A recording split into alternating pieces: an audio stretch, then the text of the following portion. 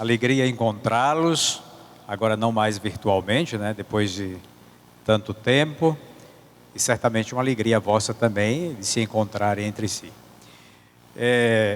Nós vamos falar um pouquinho desse trabalho, mas sobretudo amanhã.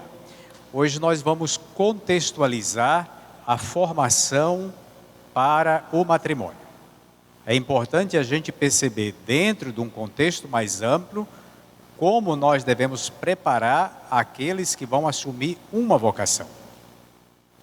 Todo mundo sabe como um padre demora para ser preparado e nem sempre dá certo. Por que os casamentos não devem ser preparados também de forma objetiva, mas com tempo, de tal maneira que as pessoas percebam que o casamento é um chamado. Então, nesta linha é que nós queremos trabalhar. E lembrando que a preparação para o matrimônio, ela não está estagnada num período. Ela tem um antes e tem um depois. Aliás, o próprio Vaticano hoje, amanhã nós vamos ver um vídeo do Vaticano, fala que os 2 primeiros anos de casamento poderiam ser considerados pré-matrimônio.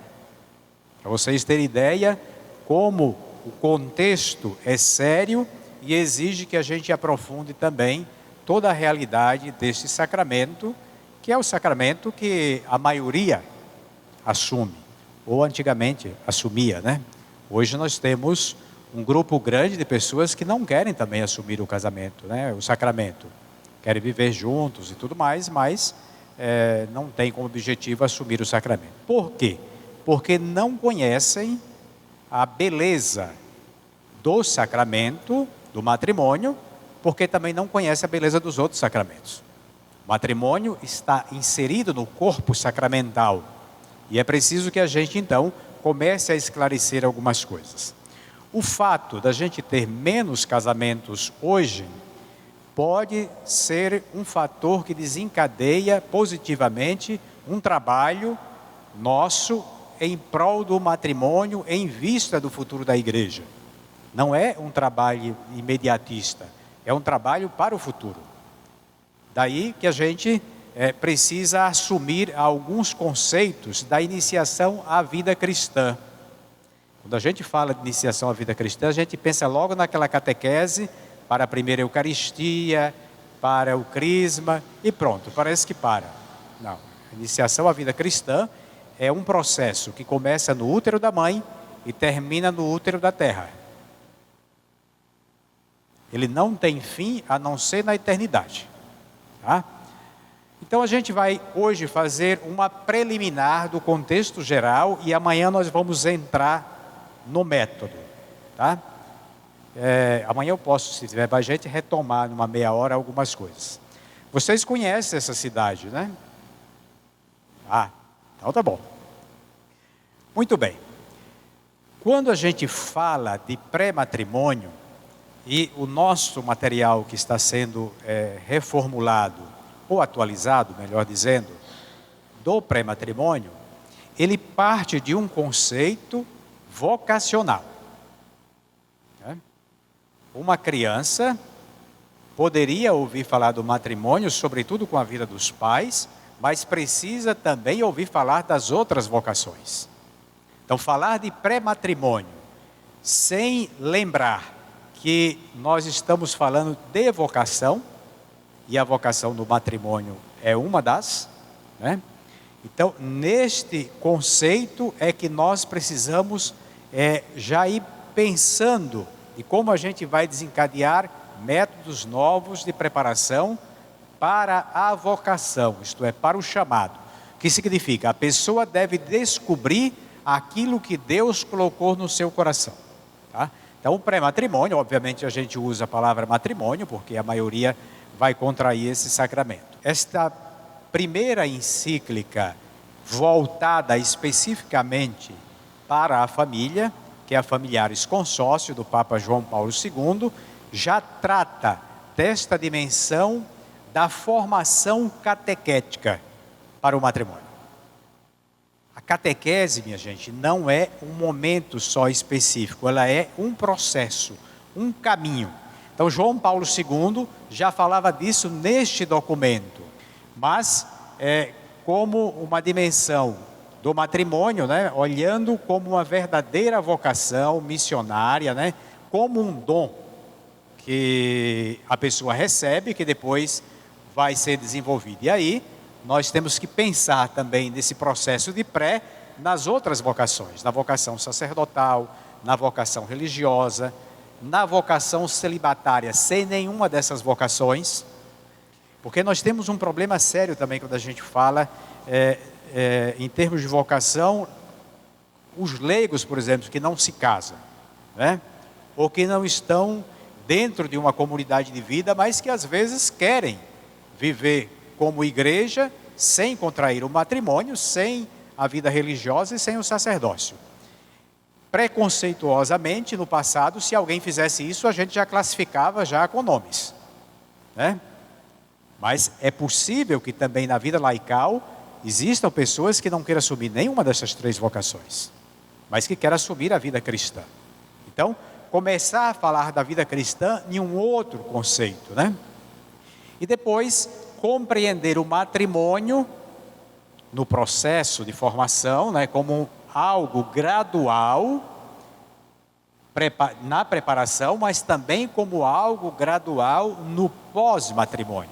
Porque não é que a pessoa casou e já está preparada. Ela vai se preparando para ir assumindo cada etapa do matrimônio.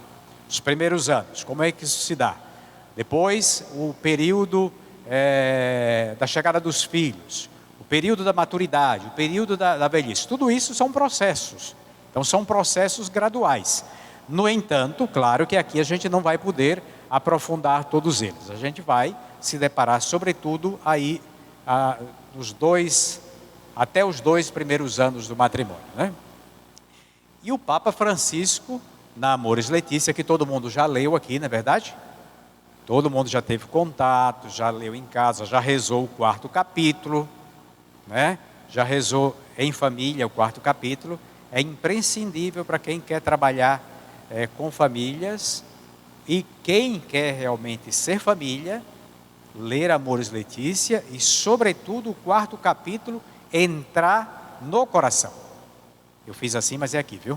Entrar no coração. É preciso a gente trazer esta realidade da Amoris Laetitia, porque ali se recolhe as coisas que acontecem na prática da vida familiar. Amoris Laetitia não é fruto da cabeça do Papa Francisco. Muitas das coisas ali presentes são coisas que nós enviamos das nossas dioceses. Eu lembro que na época eu era assessor de um regional e mandei os relatórios para o Vaticano, para a CNBB, que depois foram para o Vaticano, e agora eu tive acesso na coordenação nacional, e vejo que dentro da Amoris Laetitia tem muitas realidades que as nossas famílias brasileiras colocaram. Então, é imprescindível que, de fato, a Amoris Laetitia seja conhecida e assumida, porque ela é uma realidade nossa, de família, né? E no mundo globalizado, muitas das coisas que acontecem em Maringá, acontecem em Londres, em Nova York, né? Em Cuba, no Chile, etc. Tá? O Papa Francisco, recolhendo aquilo que os bispos e as famílias enviaram para os sínodos de 2014 e 2015, ele diz que é importante que a gente não pense em uma formação genérica. Uma formação genérica quando a gente pensa na constituição de uma família. Não pode simplesmente aparecer num plano de pastoral como algo bonito, que às vezes até fica em destaque nas nossas paróquias, né? A gente tem mania de fazer plano de pastoral e colocar 5 destaques, né? O problema é como o destaque desce da parede e entra na nossa vida. Então ele diz, não pode ser uma preocupação genérica de planos de pastorais, né, que são bonitos e precisam ser bem elaborados, mas devem ser constitutivos, né? Os projetos devem ser constitutivos de práticas reais. de situações reais, que têm a ver com a vida das famílias, né? Com aquilo que acontece na vida e no cotidiano das nossas famílias. Então, muito importante a gente lembrar disso. Então, fazer aí processos, fazer caminho ou itinerário, como queiram. Então, trazer para o cotidiano, né?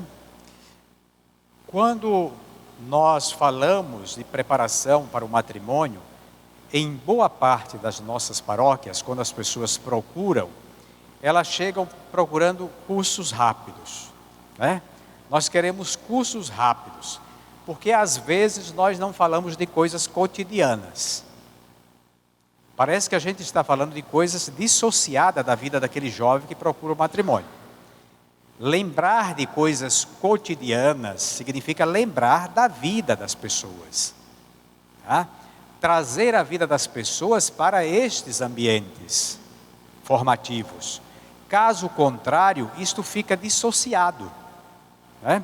A pessoa vê aquilo como algo que serve até para o dia do início do casamento, que nós chamamos de celebração, mas não vê como uma possibilidade de assumir um projeto pessoal, né, e ao mesmo tempo comunitário, porque a família é um projeto comunitário. E ali olhar esta dimensão como resposta aos desafios concretos da igreja, que é doméstica, né, que é a família, e da igreja, que é constituída de família de famílias, que é a comunidade, nesta preparação vocacional, tá? Então, tomar muito cuidado para a gente olhar a realidade. Por isso, para a gente chegar ao coração das pessoas, a gente precisa fazer itinerários pedagógicos de fé. Pedagógicos, né? Significa coisas que têm a ver, né? Onde a gente possa mexer com os conteúdos que a própria doutrina nos dá, mas que estão dentro da família. E aí, a pastoral familiar deve estar aberta a este processo de comunhão, né, dentro da própria pastoral. E quando a gente fala pastoral familiar, a gente precisa lembrar e ampliar o conceito de pastoral familiar, que a pastoral familiar é um grande guarda-chuva, né, e neste guarda-chuva se encontra os grupos paroquiais, se encontram os movimentos e os serviços afins. Pastoral familiar é isto. Isso não significa tirar carisma de ninguém, né? Porque às vezes quando a gente fala de pastoral familiar, o outro já se sente assim, bom, eu tenho um carisma. Muito bem, ótimo. Então, dentro da pastoral familiar, a gente encontra vários carismas, mas que estão focados na dimensão da família. Então, esta caminhada vocacional e aí a questão da vivência. Por isso, o itinerário fala de vivência, né? Itinerário vivencial. Ele não pode ser conteúdos que ficam só na mente. Tem que passar pela vida. É preciso que a pessoa, no processo de catequese, também aqueles que vão acompanhar, eles sintam, né? Essas pessoas sintam que cai no coração e se espalha pela própria vida, né? Então, itinerários vivenciais, itinerários de fé. E aí é preciso ter uma linha de continuidade, né? Nós temos um problema muito sério. Nós preparamos para o batismo e são realidades diversas pelo Brasil afora, e depois a gente fica alguns anos, a pessoa vai para a catequese paroquial, depois se der certo ela volta para o matrimônio. Aí ela até os filhos chegarem, ela volta para o batismo. Esses processos que ficam interrompidos com espaços, não são processos que aprimorizam a evangelização, não é? E que ajudam no processo de evangelização. É interessante a gente pensar em uma linha continuada, acompanhada por etapas, aí sim, acompanhada por etapas. É claro que nós não vamos trabalhar conteúdos de crianças com adolescentes, não vamos trabalhar com noivos aquilo que a gente trabalhava na primeira catequese que se dá na paróquia, né, em vista do sacramento da Eucaristia. São etapas que olham também as fases do desenvolvimento de cada pessoa. Isso é muito importante, mas são etapas continuadas. O sacramento, aliás, quando a gente abordar amanhã o terceiro encontro, vocês vão perceber como eles se encaixam claramente nos processos de desenvolvimento. Aquilo que a psicologia fala, né? Que se aplica tranquilamente também na teologia sacramental. Então, quando a gente pensa nesta linha continuada, nós estamos pensando em cristãos que criam vínculos. Não existe cristianismo sem vínculo, viu, minha gente? Não existe cristianismo que eu recebo o sacramento e sumo e digo, sou cristão. O cristão, ele de fato o é quando ele está inserido na vida da igreja, que é o corpo místico, né? Cuja cabeça é Cristo. E aí, por isso que é a questão do vínculo. Então, preparar alguém para um sacramento e não vincular a pessoa à comunidade é um trabalho fadado a morrer. Por isso, na paróquia que eu trabalhava em Dourados, era a Catedral de Dourados e tinha muitas pombas, né? E eu não sabia o que fazer, não podia matar as pombas, porque o IBAMA não deixa. Procurei o centro de zoonose e tudo, ninguém. Aí um agrônomo que é da nossa comunidade, né? Ele disse assim, o senhor crisma as pombas que vão sumir todas. Para dizer, né? Veja como a gente vai dissociando. Não, então você crisma, ele estava lembrando das pessoas, depois de crismadas elas somem. Quer dizer, e a continuação desse processo, como é que fica? Então, processos onde a gente faz um trabalho continuado, uma evangelização continuada, porque ninguém se converte totalmente, a conversão é diária, né? E é preciso, portanto, depois que a gente esteja vinculado de forma permanente à comunidade. Por isso, quando a gente pensa nesse caminho vocacional, e aí é preciso a gente contextualizar o trabalho com os noivos, porque nós podemos até começar em Maringá um trabalho com os noivos agora. Mas o que é que nós queremos? Nós queremos que depois esse pessoal volte para o batismo, mas não deixando de participar até quando os filhos nascerem. Mas que depois de casados estejam inseridos na comunidade e que vindo para o batismo já venham né, com este ardor no coração de batizar os filhos, porque não vão fazê-lo agora com medo dos filhos morrerem sem o batismo, mas porque querem, sabe que é importante o sacramento, sabe que é uma inserção na vida da comunidade. Então veja, um processo que a gente começa agora, nós estamos pensando em uma vida onde a pessoa se insira nesta comunidade e tome gosto, e depois se torne também missionária, né? Uma pessoa que faz, portanto, da sua vida um processo também missionário de catequese para outros. Então nós devemos pensar a pastoral batismal, né? Pastoral do batismo. A pastoral familiar precisa estar atenta no processo de pré-matrimônio com esta dimensão. Não é que a pastoral familiar precisa fazer a pastoral do batismo, mas a pastoral familiar precisa se comunicar muito bem com a pastoral do batismo. Para quê? A gente prepare, obviamente, os pais, os padrinhos, também pode ser feito nesse processo catecumenal, pode ser feito também de forma personalizada nas casas, e é muito mais eficaz, e que neste trabalho os pais se sintam atraídos pela comunidade. Também aqui não é um curso, né? Então nós vamos dando à pastoral familiar, aliás, a pastoral do batismo, algumas ferramentas para que, ao fazer o trabalho de preparação para o batismo, ela diga também a estes casais como eles encontram espaço dentro dos grupos que trabalham com família na nossa paróquia, para que os pais se sintam atraídos. Esta evangelização será muito mais eficaz, porque se fizermos 1 ano de preparação e depois deste 1 ano, os pais vão para onde? Né? Se estes pais, depois da catequese batismal, encontram um espaço na pastoral familiar, e aqui abro de novo o guarda-chuva, né? Nos grupos das paróquias, nos movimentos que trabalham com família e outro serviço, eles estão vinculados à comunidade. Então, a catequese vai funcionar não só naquele período de 1 ano, 6 meses, mas vai funcionar como um processo natural da vida cristã. Feito isso, e aí é importante a infância, a catequese que é feita na casa, né? Já vou trazer ali algumas imagens para vocês perceberem. Para fazer depois a ponte com a catequese que é feita na paróquia, a catequese que é feita depois do crisma, e aqui não é fácil, né, porque de fato nós temos problemas sérios com o pós-crisma nas nossas comunidades. A catequese que deve ser feita com a juventude, por isso o trabalho com a pastoral juvenil, e no trabalho com a pastoral juvenil, muito importante a gente pensar nos namorados.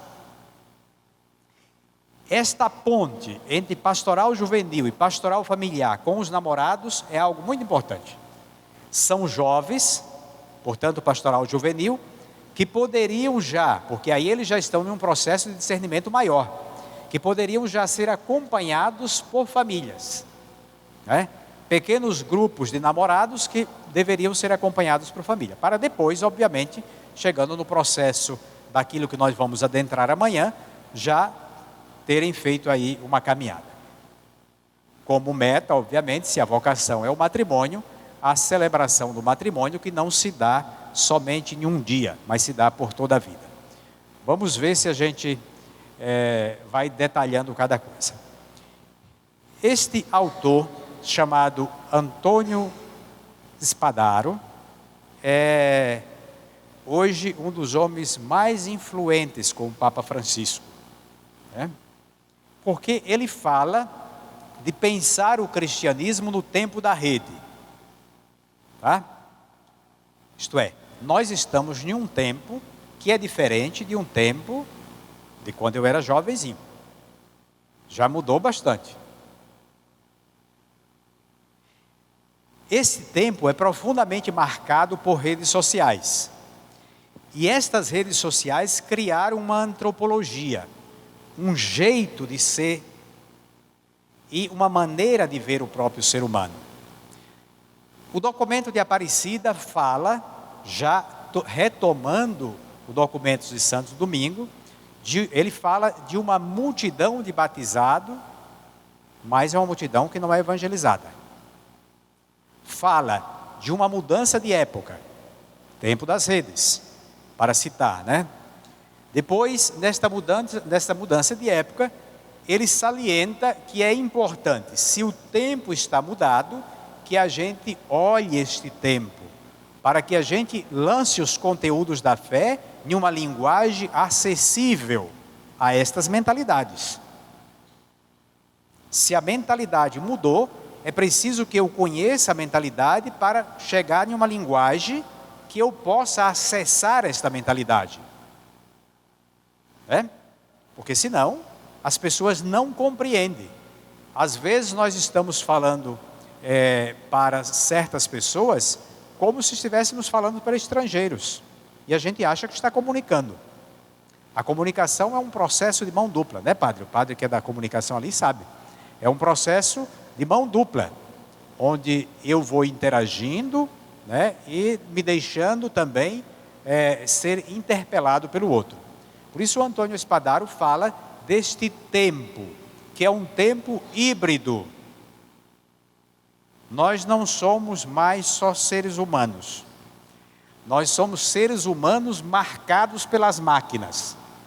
Não é que as máquinas entraram em nós, é que nós estamos conectados, né, com este tempo novo. E eu posso lhe dizer que é verdade, porque se eu perder meu celular, eu vou ter uma crise, vou ter um problema sério, uma crise arriscada até tomar remédio. Vocês também. Então a gente pensa que não, mas só para a gente lembrar como a gente está em um tempo novo. Ora, não é que eu tenho celular há muito tempo. Acho que tem 17 anos que eu comprei o primeiro celular. É pouco tempo. Agora, pensa na transformação em 17 anos para cá. Porque eu sou dependente pelo tanto de coisa que eu tenho aqui dentro. Metade da minha vida está aqui. Isso tem implicações muito sérias. no processo de evangelização, né? Então, não basta eu falar coisas bonitas. Eu tenho que olhar se a pessoa que está me acompanhando, se ela sabe acessar estas coisas bonitas. Portanto, como é que eu chego com um conteúdo que é bonito? O evangelho é bonito, a doutrina é bonita, o magistério é bonito, mas como é que eu chego? Como é que eu acesso? Já que acessar é próprio de rede, né? Como é que eu acesso o coração dessas pessoas e a mente dessas pessoas? Pois bem, neste tempo da rede, nós somos conectados com o mundo todo, né? A gente fala com todos no mundo, né? A gente tem amigos no Japão e às vezes não tem amigo dentro de casa, né? Qual é o processo que eu faço para interagir com as pessoas? É dando cursos? É fazendo coisas com multidões? Ou é chegando próximo, né? É me aproximando da pessoa, procurando conhecer a realidade da pessoa, e a partir da realidade, que tem a ver com isso também, aí eu ofereço, né, a dimensão da fé. Portanto, não são processos mais coletivos, como a gente fazia antigamente, de massa. Exatamente porque há uma massificação, embora a gente viva um período de individualismo, o indivíduo não é visto. O individualismo não significa que o indivíduo é respeitado. Não significa isso. Então, me aproximar da pessoa, sentir com ela, e depois, a partir dos seus sentimentos, dar os conteúdos, é diferente, né? Então, o Antônio Spadaro fala disso. E é preciso a gente estar bastante atento em relação à dimensão da evangelização. Aí que nós retomamos aquela escadinha, né? Para que amanhã a gente possa entrar especificamente no sacramento do matrimônio, mais conscientes que nós não estamos preparando só pessoas para casar, nós estamos preparando cristãos para a vida toda, tá? Cristãos para a vida toda, que também é diferente da época que muitos de vocês casaram. As pessoas casavam porque a cultura já era uma cultura que dizia, se você não casar, imagina, você não casava, você era, né? Eu lembro que quando alguém não casava na minha cidade, era um escândalo, né? Quando alguém se separava, eu lembro uma família próxima minha, né, que se separou, meu Deus do céu, a gente tinha até medo de se aproximar da pessoa, né? Hoje é o contrário. Quando alguém diz assim, estou há 30 anos casado, a pessoa fica com medo. Ai meu Deus, né? É verdade? Olha, só para vocês entenderem que essas coisas a gente brinca, mas é fato. Tem um casal da pastoral familiar que trabalhou muito tempo comigo, trabalhava com os grupos de noivos, né? Tinha um trabalho personalizado, depois a gente formava grupos pensando nos grupos de recém-casados. E este casal foi para uma praia em Santa Catarina, alugou um apartamento e 5 filhos. Na realidade eles tiveram 8, mas tinham ficado vivos 5. Eles entraram no elevador, né? Entrou uma senhora junto com o casal, com os filhos. Aí disse assim, nossa, esses 5 filhos são de vocês? Aí o casal percebeu já, porque estava acostumado a lidar com isso. Ele disse, não, 2 dela, 3 meu. Isto ele quis dizer, né? E a mulher rapidinho entendeu. Quer dizer, que estavam na segunda união e que 2 era da primeira união dela, né? E a mulher disse, ah tá. Assim, numa boa. Mas ela perguntou e o pessoal entendeu. Se escandalizou porque eram 5. Mas quando disse que era uma nova união, ela não se escandalizou. Isto é sintomático. Não é por acaso. Existe uma mentalidade de fundo aí. Está vendo? Uma mentalidade que é uma mudança. Então, veja, a própria Igreja do Brasil, como parte do processo de pré-matrimônio, fala da gente preparar itinerários congestantes, né? Gente, quando um casal está grávido, está muito sensível. Está muito sensível. A gente não pode descartar a sensibilidade das pessoas no processo de evangelização. A emotividade. A gente não pode descartar isso. A gente tem que aproveitar esse processo, se aproximar dessas pessoas e falar do sacramento do batismo, né? Sem necessariamente já começar aqueles conteúdos do batismo, mas nos aproximando com uma bênção, né? Com uma oração na casa, com a acolhida desta gestante na igreja. Isto é catequese pré-matrimonial, ou é catequese vocacional. A gente perde muitas oportunidades, né? E não dá tanto trabalho quanto a gente pensa. Dá menos trabalho do que a gente tratar as crises no pós-matrimônio, né? Aí depois a gente tem que abrir tribunais para acolher essas pessoas. A gente tem que ter grupos nas paróquias que acolham os casais em crise. A gente poderia fazer um trabalho de prevenção. Então, junto com a paróquia, a gente poderia fazer com outras pastorais. Imagine uma paróquia onde tem a pastoral da criança, que visita gestantes. Como a gente não precisava ir alguém da pastoral familiar visitar todas as gestantes, mas poderia trazer esse pessoal da pastoral da criança para trabalhar os conteúdos juntamente conosco. E esse pessoal, conhecendo a pastoral familiar, faz a visita à gestante, né, à família, e também já insere os conteúdos da família, né? Este é um processo que a gente precisa devagarzinho ir trabalhando. O nosso guia de preparação de implantação na paróquia agora traz, vai ser editado agora no final do mês, né? Já traz essa perspectiva. Quando a gente começar a fazer o trabalho de implantação na paróquia, estas pastorais deverão ser chamadas por grupos, né? São 8 encontros de preparação para a implantação. Então, a gente chama 3 pastorais por vez, e neste momento da implantação, a gente fala da pastoral familiar para essas pastorais afim e deixa que essas pastorais falem para a gente também, né? Porque senão a gente fala e não escuta os outros também, tá? Então, ali a gente vai, de forma prática, entrando na vida da pessoa, e a pessoa vai percebendo que a catequese, minha gente, é um processo que se dá no cotidiano.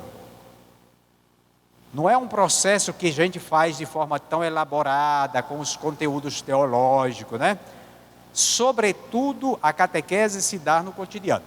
Depois é necessário, claro, que os conteúdos da fé mais elaborados sejam também transmitidos. Ali, ó, no material para o batismo. A igreja já tem esse material, né? Não é preciso que a pastoral familiar crie agora o itinerário batismal, porque já existe. Já existem materiais, tanto da CNBB como algumas dioceses produziram, mas esse aqui é bem interessante, em que também a gente faz esse caminho de acompanhar as famílias nas casas. E é tão bonito, minha gente, é tão bonito e é tão eficaz quando a pessoa chega com os padrinhos no dia da celebração do sacramento. É outra realidade. Você não percebe um corpo presente, né, que está preocupado com as fotos. Você percebe um cristão presente, alguém que está assumindo. Então, existem N formas da gente ir inserindo essas pessoas, porque elas também vão conhecendo a comunidade, né? Elas vão percebendo a igreja como uma realidade próxima. A igreja que eu vou, obviamente, para celebrar a Eucaristia, mas que depois esta realidade me acompanha no meu dia a dia. Então, também é desencadear este processo do pré-matrimônio dentro do itinerário batismal que a igreja nos propõe. Então, veja, nós queremos fazer um processo de iniciação à vida cristã. E o processo de iniciação à vida cristã acontece durante toda a vida. Passado o batismo, né? O que é que a gente faz até esperar o tempo que as nossas crianças vão frequentar a catequese na paróquia, né? Sabe que uma das grandes constatações que nos assusta hoje, que o documento de Aparecida já fez, né? A CNBB e outras conferências também já fizeram, é que antigamente Quando a gente fala antigamente, estamos falando de 30 anos atrás, né? Antigamente. As pessoas chegavam na catequese já com noções básicas muito firmes sobre a fé. Porque as pessoas eram catequizadas de um jeito ou de outro na casa. A minha mãe, por exemplo, que é analfabeta, os conteúdos da fé eu aprendi em casa. Então eu rezava com a minha mãe, né? Ela me contava histórias bíblicas, até concatenadas, né? Ela ouvia as histórias e depois me contava. Não é que ela lia na Bíblia. Esses processos eu já trazia para a catequese paroquial. Hoje, as nossas crianças, os nossos adolescentes chegam na nossa paróquia, às vezes fazem o nome do pai começando pelo umbigo. Porque eles não têm mais contato com a catequese que se dá na família. Tudo bem que a gente pode até fazer uma crítica que algumas maneiras de dar essa catequese na família, tempos atrás, décadas atrás, era um pouco assustador, né? Deus está te vendo, você não pode fazer isso. Quer dizer, era um pouco uma presença de Deus muito parecida com os pais, né? Numa sociedade patriarcal. Claro, podemos fazer uma crítica, mas que nós temos essa deficiência. Então nós precisamos retomar o ambiente da casa como um ambiente por excelência de catequese. E aí, quando a gente faz esse processo de acompanhar na gestação, na pastoral do batismo, nós temos que também associar esta catequese pós-batismal, que é uma catequese que é marcada por símbolos, né? Por exemplo, o ambiente da casa, que é um pequeno oratório, onde as pessoas todos passem e percebam que tem uma presença diferente ali, né? A presença da Sagrada Escritura, que às vezes nós temos nas nossas casas aquelas bíblias grandes, bonitas, né? Que até parecem folheadas a ouro, mas cheia de poeira, né? Não, nós estamos falando de um pequeno altar, não precisa ter também tanto santo quanto a minha mãe tinha, né?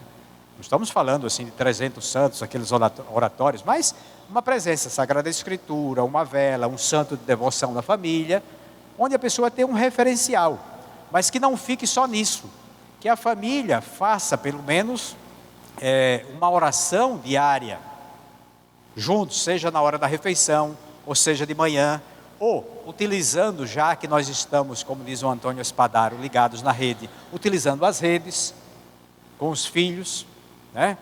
Uma oração que posta no grupo da família todo dia, uma oração que deve ser muito própria, não deve ser só uma oração universal, mas que identifique a vida da família. Se a família, por exemplo, tem um santo de devoção, se não pode ser todo dia, pelo menos uma vez na semana. São espaços existenciais de evangelização que a gente não está descobrindo e que tem um potencial enorme, né? Onde a gente vai preparando o que aquela lacuna que infelizmente hoje está ficando, mas que a gente vai preparando para que a pessoa vá, né, assimilando esses conteúdos dentro do próprio coração. E obviamente, né, o evangelho do dia, a oração do texto, se não pode ser todos os dias, que seja uma vez na semana, às vezes levando as crianças para a própria escola no carro, fazer alguma oração, né? E eu coloquei ali porque eu tenho acompanhado, claro, tenho o privilégio de ter contato com muitas famílias Brasil afora, e tenho acompanhado esses processos. Então alguns me dizem, olha, nós rezamos todos os dias no carro, a situação é tão complicada que a gente tem que sair cedo para o trabalho, então a gente vai levar as crianças, a gente vai fazendo a oração no carro. É um espaço que pode ser aproveitado. E alguns dizem, né, quando a gente não reza, os filhos cobram, porque nós vamos criando hábitos, minha gente. E os hábitos são importantes. Assim como a gente tem hábito de tomar banho, tem hábito de se reunir para outros momentos, nós temos que criar esses espaços existenciais. Depois, a missa dominical, né, que infelizmente vocês verão amanhã, quando a gente tratar do 8º encontro, como isso está muito ligado com o momento cultural, né, que nós vivemos, que é uma escolha de acordo com a situação. A missa dominical, ela vai ser fruto de um processo onde a pessoa vai assumindo na casa toda a vida cristã. Então a missa é uma obrigação, sim, mas não é aquela obrigação no sentido que eu vou amarrado. mas que se torna algo prazeroso porque os conteúdos da fé serão assumidos por aquela família. Então, obviamente que pode ter um dia que eu estou com um pouco de preguiça, mas vou porque sei que tem uma obrigação. Mas na maioria das vezes nós vamos porque sentimos que é algo importante. Agora, se eu passo o mês em casa sem rezar, se eu passo o mês em casa sem meditar a palavra e na missa, é muito difícil que a pessoa assimile, porque ela está marcada por outros conteúdos, não pelos conteúdos da fé. Agora, tudo isso que a gente está falando nesse processo, né, é algo que demanda muito trabalho? Não, minha gente, não demanda muito trabalho. É só uma questão da gente ir assumindo devagarzinho esses processos, né? Olha, falando de redes sociais, para ver como dá trabalho. Quando eu dava aula no seminário, né, na teologia, os seminaristas tinham uma das aulas que era sobre planejamento pastoral, tal, e alguém resolveu fazer uma pesquisa sobre o uso das redes em relação à pastoral. E o coordenador da pesquisa, que era um estudante de teologia, se enveredou para saber quanto tempo eles ficavam na internet, né? E fez uma pesquisa entre todos os estudantes de teologia. A pesquisa chegou ao número de 5 horas por dia os seminaristas usavam a internet. Ótimo. Agora, eles foram pesquisar para ver quantas dessas 5 horas eram usadas de forma útil, né? Não dava 1 hora. Eles chegaram a essa conclusão. Quer dizer, veja como dá trabalho estas coisas. Isso é, trabalho significa nós ocupamos tempo. Como nós não sabemos planejar para ocupar talvez 20 minutos por dia.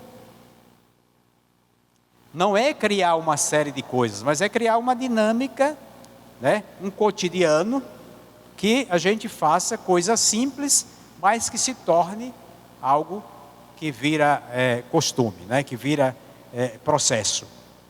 Então, importante, quando a pessoa chegar, obviamente, deixa eu ver se tem mais coisa ali. Ali fala das mídias sociais, né?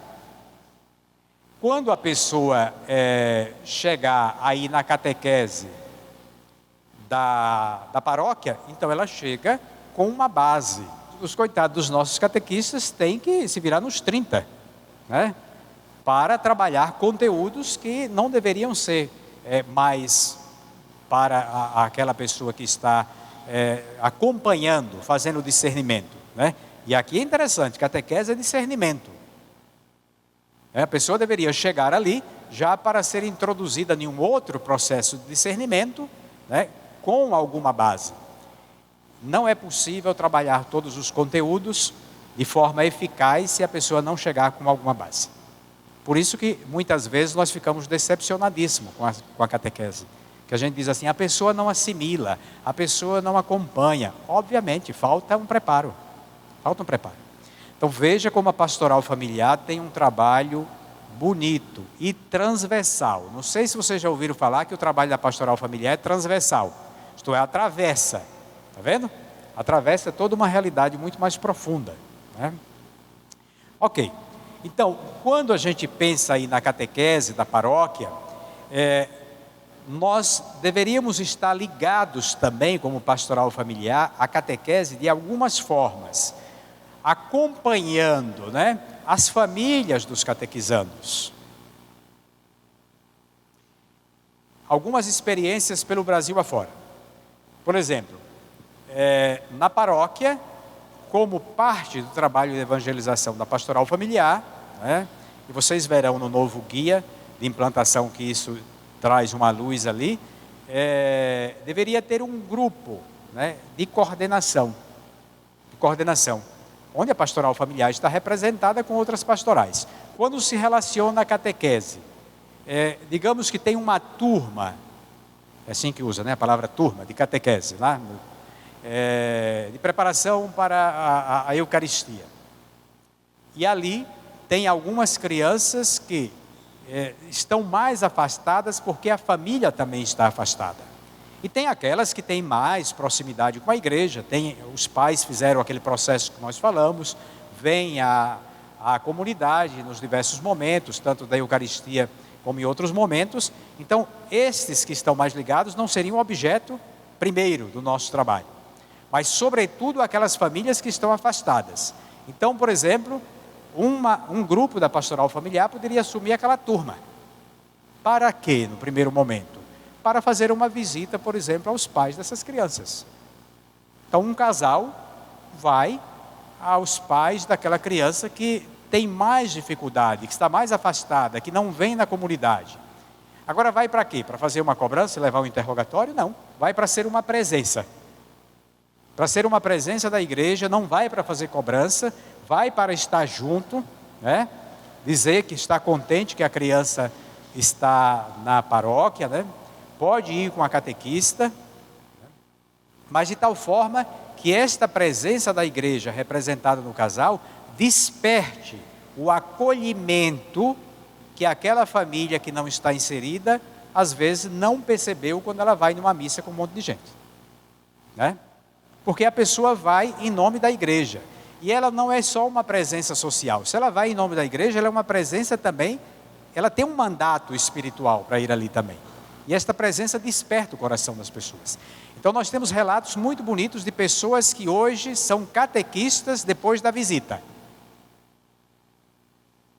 Tem paróquia que tem casal coordenador da pastoral familiar que foi visitado, né, que era pai de catequizando, e foi visitado e começou aí na paróquia, hoje é coordenador da pastoral familiar na paróquia. Olha que interessante, né, como esses processos desencadeiam outros no coração da pessoa. Então, fazer esse trabalho. Aí a realização também de encontros com as famílias, né, os momentos de retiro, de espiritualidade. Outro trabalho importante neste processo catequético, né, é trabalhar em ligação com, na pastoral familiar, hoje nós temos a dimensão da vida, né? Conhecer bem esta dinâmica da visão da igreja sobre a vida, que começa no útero materno, vai até o final. Ah, tá, olha aí, isso mesmo. Né, que começa no útero materno, vai até o final. Então, conhecer aquilo que nós estamos trabalhando sobre a vida, porque nós vamos nos deparar com muitas situações de morte na família. E a gente poderia aproveitar para catequizar em relação a isso. O trabalho com o Teen Star. Alguém já ouviu falar do Teen Star?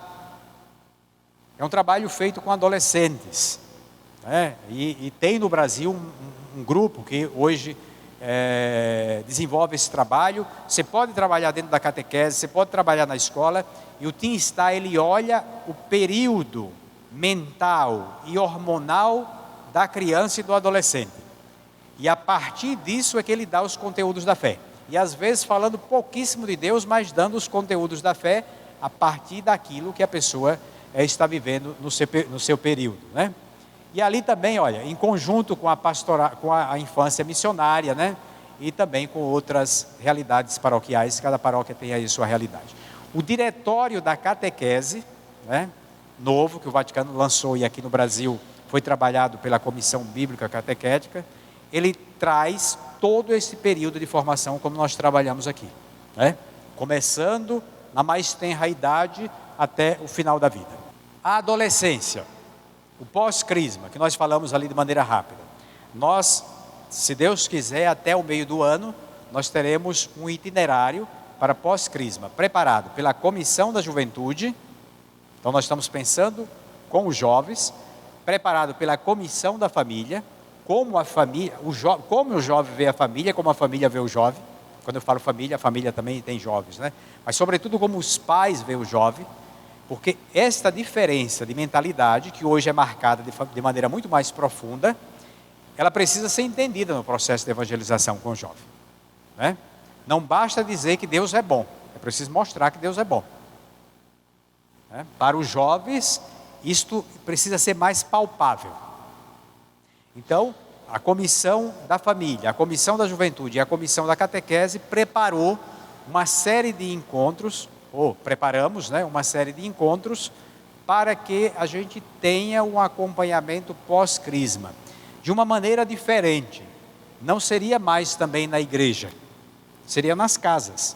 A gente formaria pequenos grupos, né, de adolescentes E estes adolescentes teriam uma família acompanhando. Esta família não vai ser dona do grupo, esta família não vai preparar a reunião. Quem vai preparar são os adolescentes e a família vai ajudar a preparar. E ela vai estar ali junto. Por que é importante a presença da família? Lembremos que muitos dos nossos adolescentes que estão na catequese não têm mais família. Ou tem família, mas muito desestruturada, né? Pelo menos família como a gente pensa. Então, a presença da família na vida deste grupo é muito importante.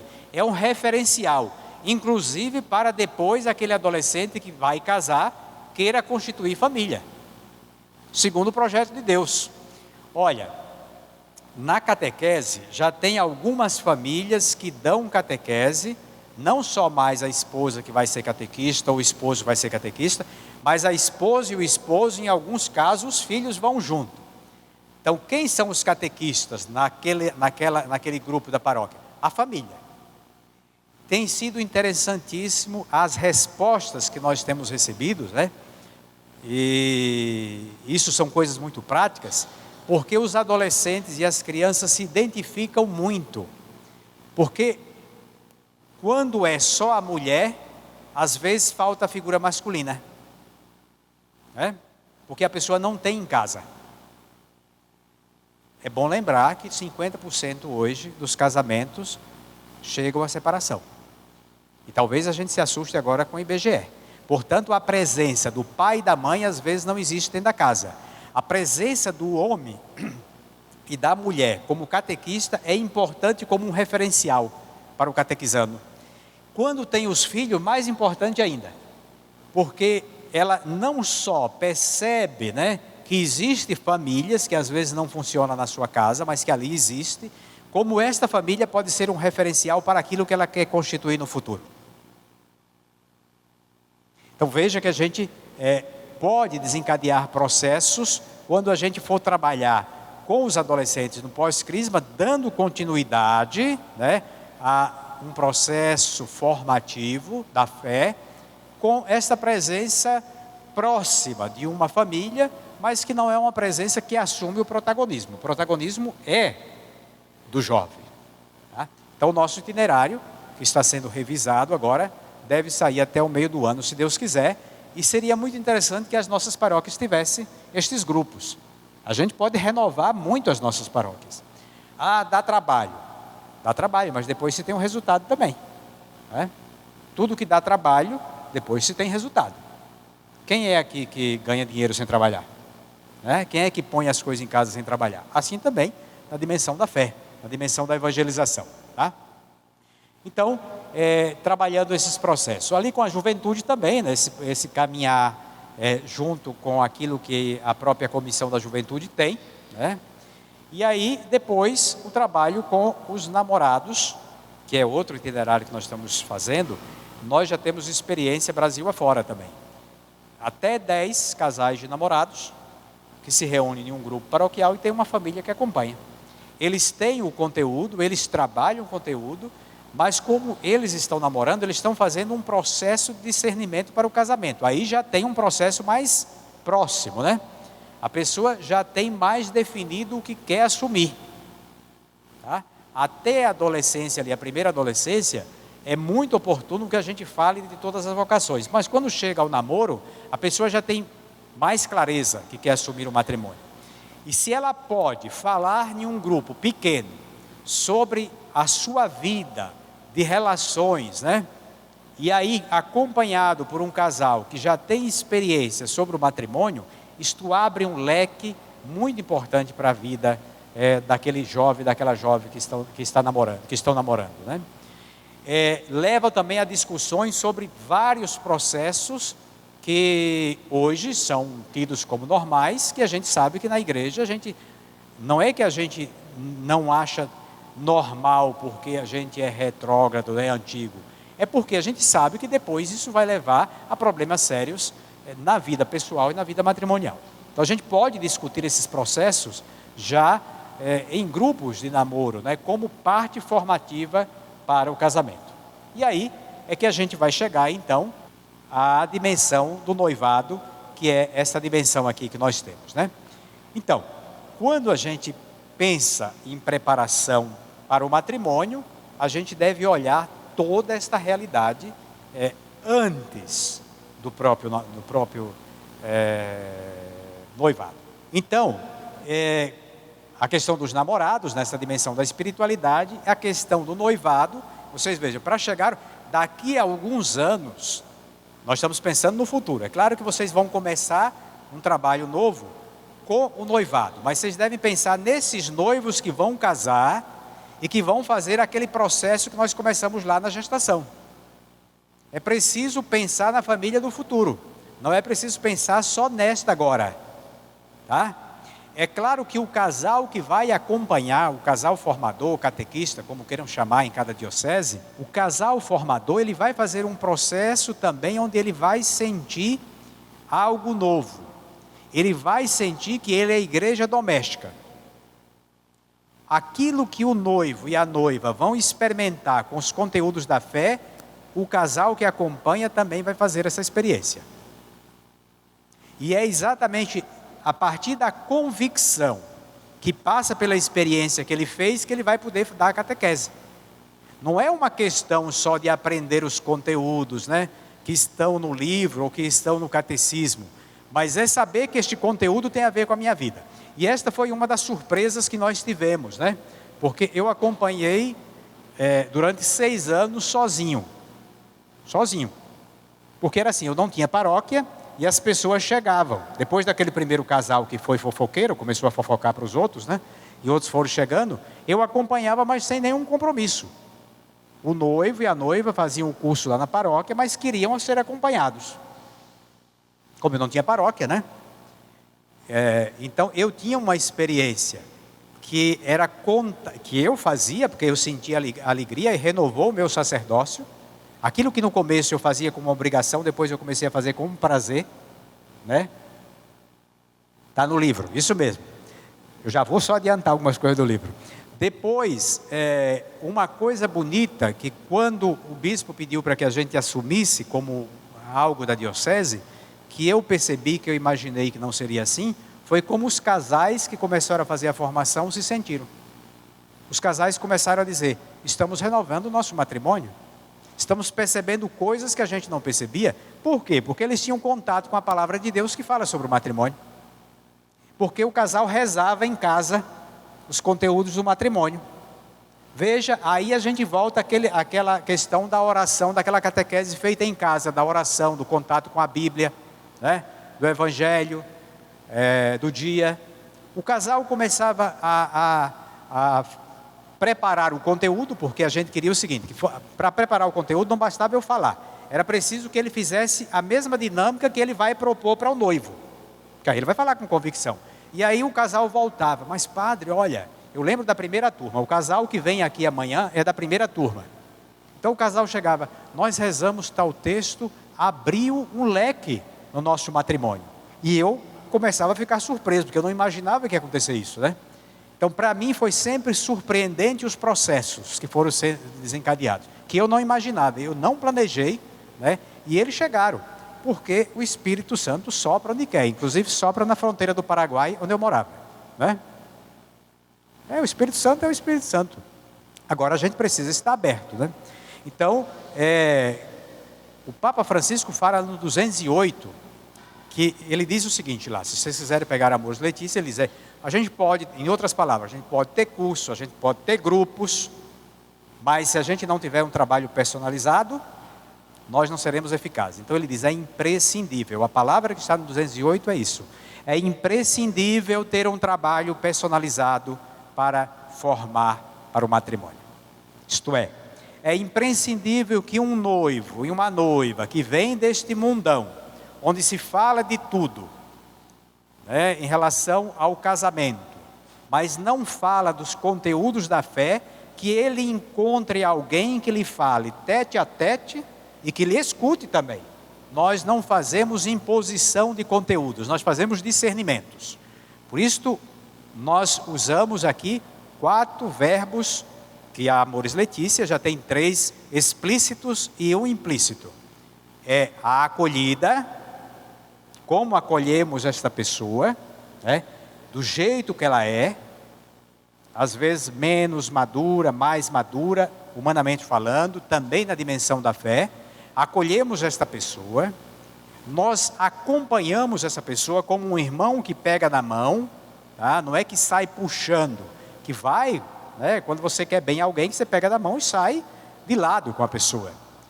Depois, neste caminho, né? Nesta imagem de quem sai mão a mão, nós vamos ajudando a pessoa a fazer discernimentos, porque nós não podemos substituir a consciência das pessoas.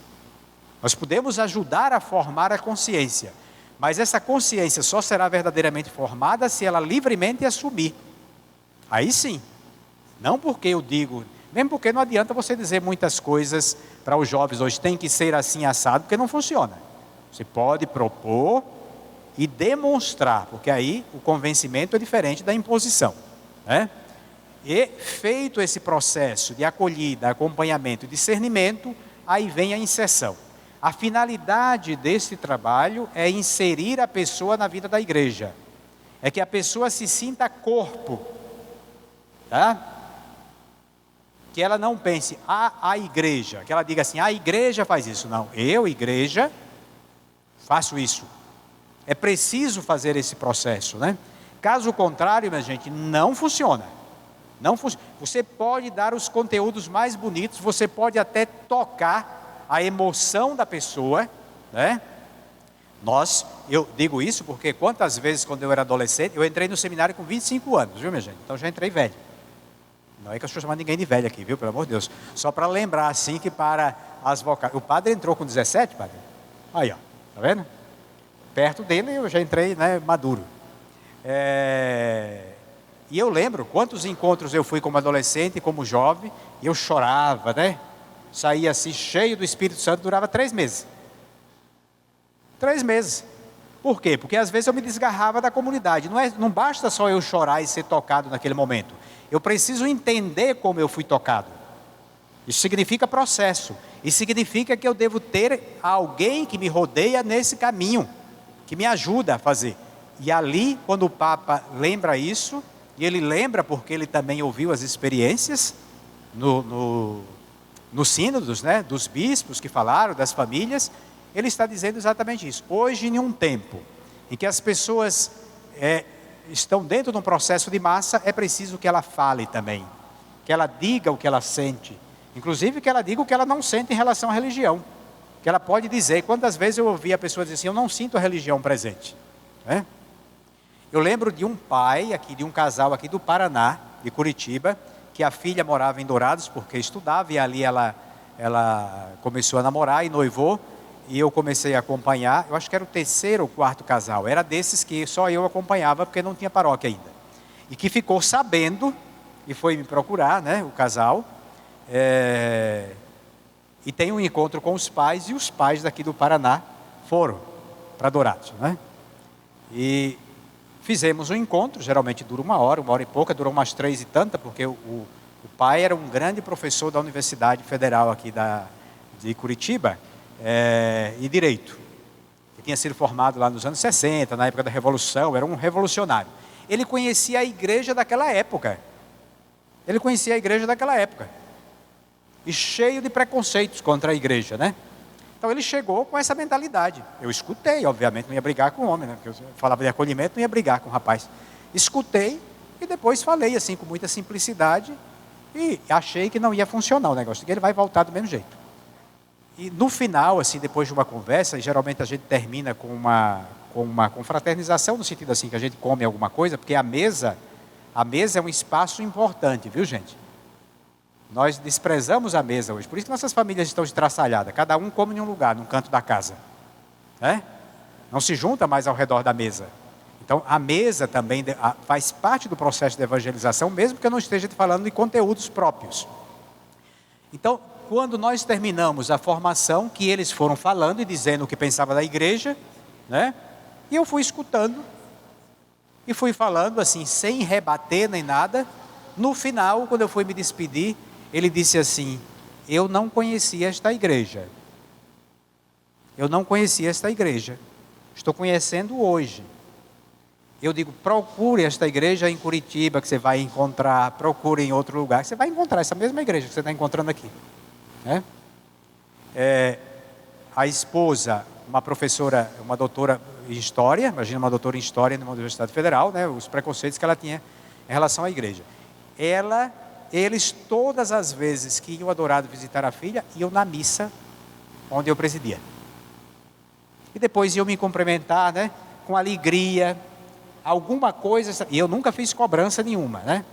Depois, ele subiu numa árvore no quintal da casa, uns 3 anos depois ele caiu e faleceu, né? Mas ficou um tempo no hospital. Então a filha me contava como foi importante aquele encontro, porque ele recobrou a dimensão da fé naquele encontro. E começou, quando sentiu as dores, começou a sentir necessidade desta aproximação com Deus. Pediu a um padre que fosse no hospital. Veja, são coisas simples. Às vezes a gente pensa que a evangelização, né? Ou vocês acham que aqueles primeiros que evangelizavam, eles tinham um monte de teologia? Eles tinham proximidade, né? Eles falavam de experiências pessoais do encontro com Jesus Cristo. E era isso que funcionava na evangelização dos primeiros cristãos. A maioria absoluta dos primeiros cristãos eram pessoas simples, analfabetas, né? Que evangelizavam com a vida. Nós precisamos recobrar isso. É claro que é importante a gente conhecer os conteúdos, não vamos menosprezar, né? Mas parte da evangelização se dá no contato. No contato. E aí, obviamente, que nós precisamos conhecer o mínimo possível para a gente não começar a dar conteúdos errados também, né? É importante isso, tá?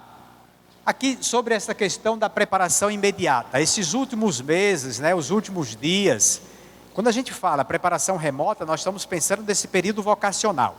A preparação próxima, imediata, no itinerário, eles estão muito juntos, né? Muito juntas.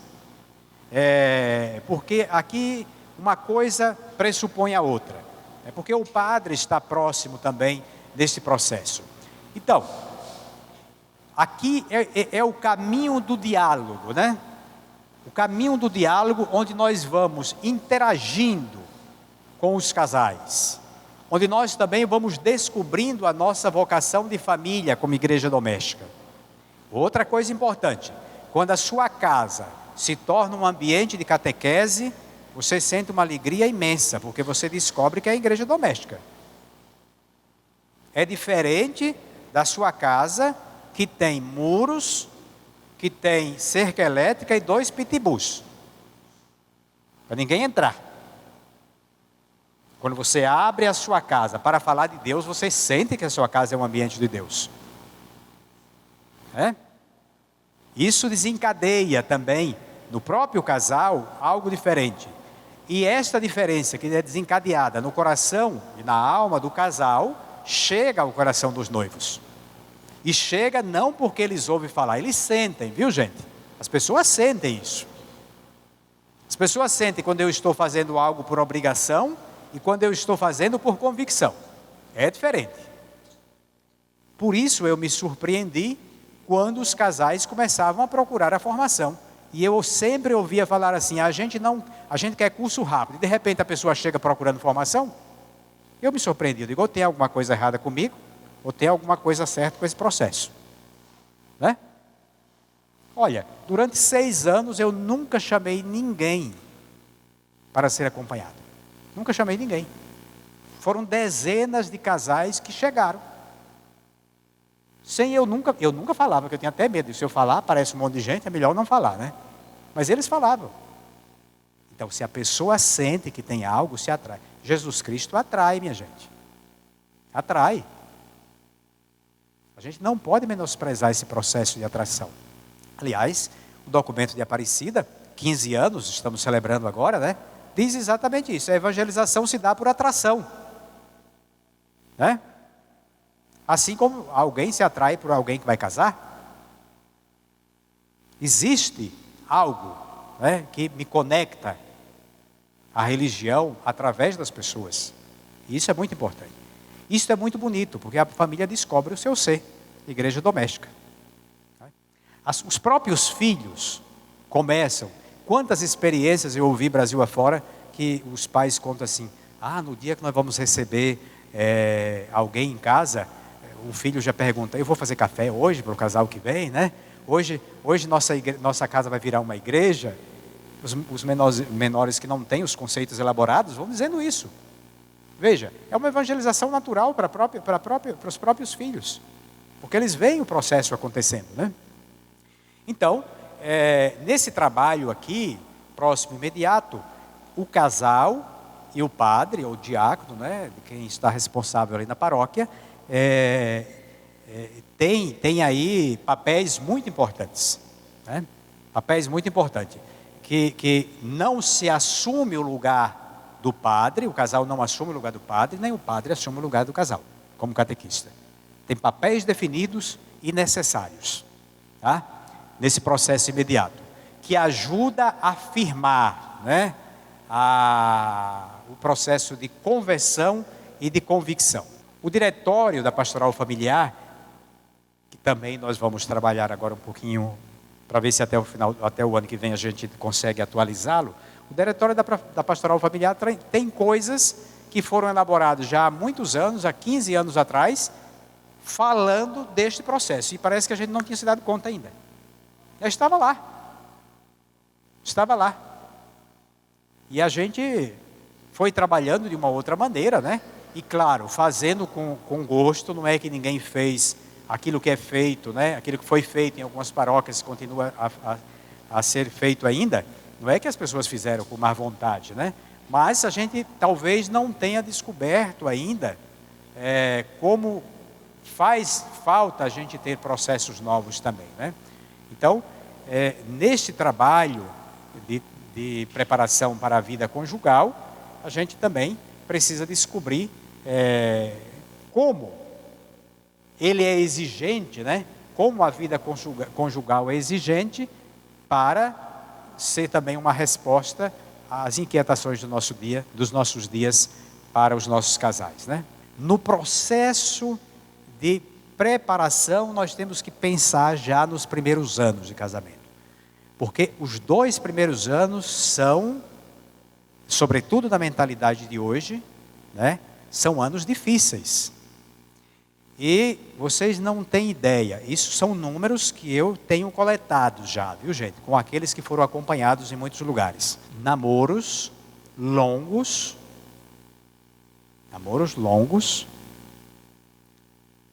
muita probabilidade de não dar certo no casamento. Impressionante, eu achei que era o contrário. Comecei a acompanhar vários casos e comecei a perceber, né? Casamentos desfeitos, né? E comecei a me perguntar por quê. E comecei a entrevistar alguns jovens. É que se acostumaram com um tipo de vida que não é a vida matrimonial. E embora tenha muitos aspectos, sobretudo na vida sexual, que parece a vida matrimonial, né? Porque já tem a vida sexual ativa muitos anos e pensam que talvez aquilo segure o casamento. E depois, quando casa, percebe que não é bem assim. Impressionante como nós temos casos de pessoas com muitos anos de namoro e noivado, que depois do casamento não dura 2 anos. É impressionante. Claro que nós gostaríamos de aprofundar depois em alguns aspectos esses conteúdos para até ajudar até no discernimento, né? Também no discernimento nós já acabamos com vários noivados assim, né? Acabamos não porque a gente impôs, né? Eles perceberam, né? Muitos deles perceberam que estavam acostumados uns com os outros, mas que não tinha mais realmente o laço que fosse um laço capaz de levar ao casamento. Era um laço, como eu disse, acostumado, já de longa data, né? Laços com a família e tudo mais, uma vida sexual ativa, mas quando eles começaram a perceber que o casamento não era aquilo, então muitos saíram já. Graças a Deus, antes, né? Para não gerar problemas depois. Então, os 2 primeiros anos fazem parte, inclusive, desta dimensão do pré-matrimônio, né? E ali é muito salutar que a gente esteja intimamente ligado na preparação dos noivos com a constituição de grupos de recém-casados. Seria muito importante que as nossas paróquias não soltassem esse pessoal, porque eles saem com gosto, eles estão sentindo o prazer daquele acompanhamento, e não é aquele prazer hedonista, porque prazer é bom a gente ter, não tem problema, contanto que a gente não supervalorize o prazer, Ele sente o prazer daqueles contatos, ele sente o prazer da vida de comunidade. É preciso inserir esse pessoal, sobretudo nos grupos de recém-casados. Por isso nós preparamos o itinerário para recém-casados, É uma forma de auxiliar as dioceses e as paróquias com um trabalho efetivo. Mas, se não é nos próprios recém-casados, nós devemos lembrar que no acompanhamento, por isso que é importante fazer processo, as pessoas deveriam chegar ao casamento conhecendo a paróquia, conhecendo o que é que existe da paróquia. E aí nós temos um problema sério. Eu comentava com o padre hoje, que às vezes eu me surpreendi nas paróquias onde trabalhei, nas assembleias, quando eu pedia para o pessoal falar da sua pastoral. Aí o outro da outra pastoral não sabia que tinha. Não sabia que tinha, nem sabia o que fazia. Veja como para nós é importante também, como casais que vamos ajudar na preparação, que a gente conheça as nossas comunidades.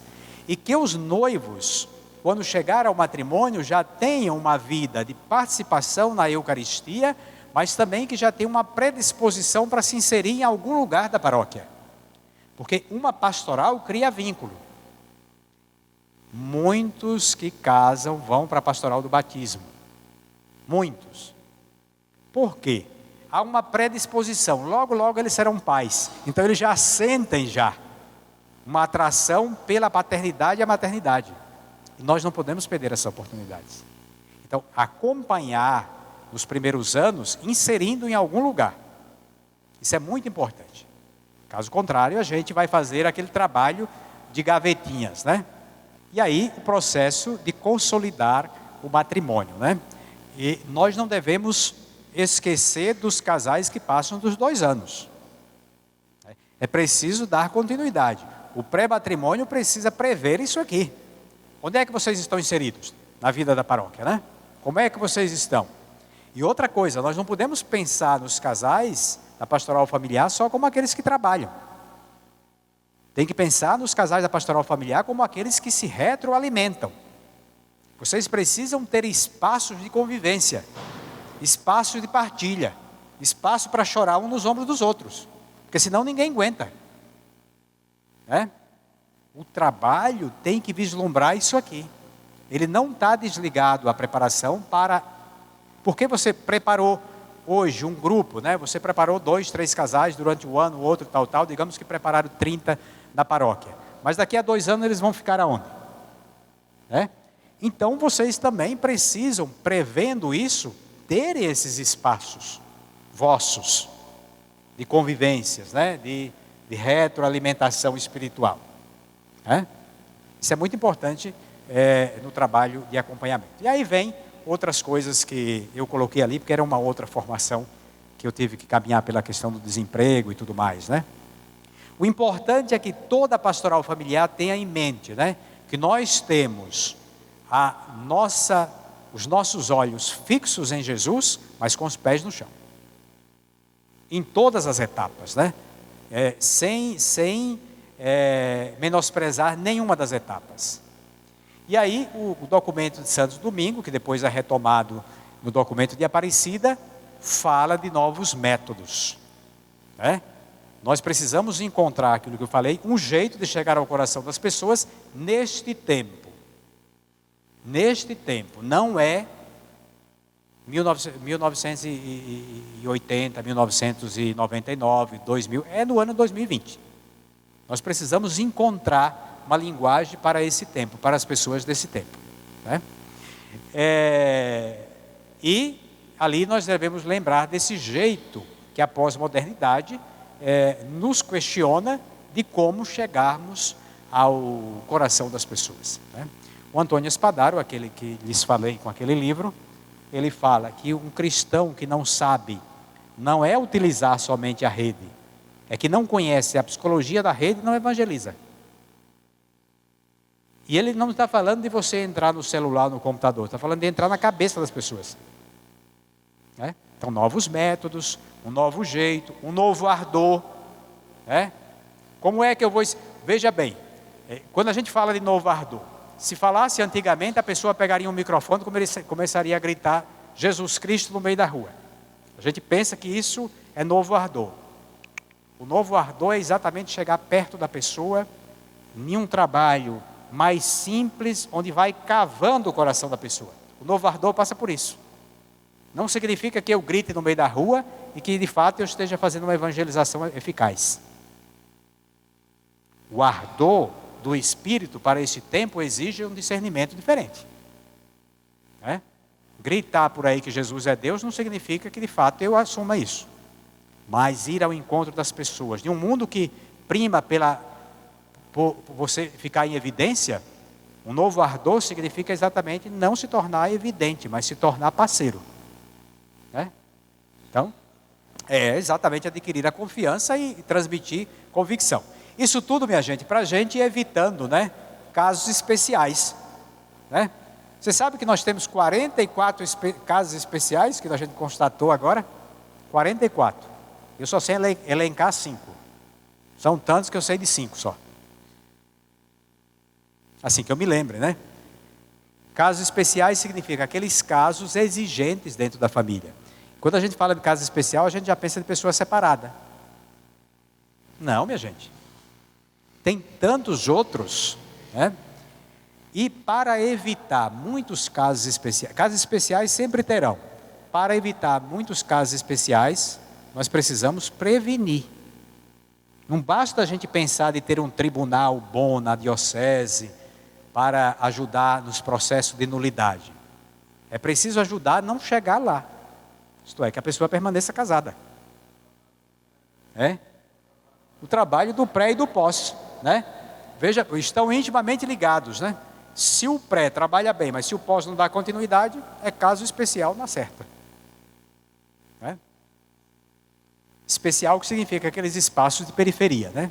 E que ali ninguém se sinta. Quando a gente está falando isso aqui, que a gente quer prevenir, não significa que nós estamos dizendo assim, aqueles que erraram, que todos nós erramos, e que tiveram algumas situações que não são previstas como gostariam, ninguém deve se sentir fora da igreja pelos erros que cometeu, mas que se sinta parte da igreja, acolhido. Mas uma igreja só será acolhedora, inclusive para os casos especiais, se ela for uma igreja preparada.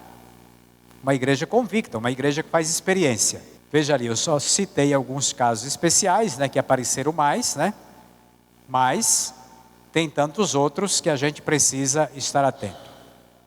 As questões da vida, né? A defesa, a promoção e o cuidado da vida. Nós, só para citar, como a gente precisa fazer um trabalho de discernimento. Se a gente não fizer, os meios de comunicação fazem. Dentro da igreja, o que tem de gente desinformado sobre defesa, promoção da vida, o que tem de casais nossos que estão usando métodos de fertilização, de tudo mais, né? Que não são naturais. Por quê? É porque são pecadores natos, igual a eu? É porque não fizeram a experiência ainda. Não foram informados, não fizeram a experiência. Não é só dizer assim, é errado.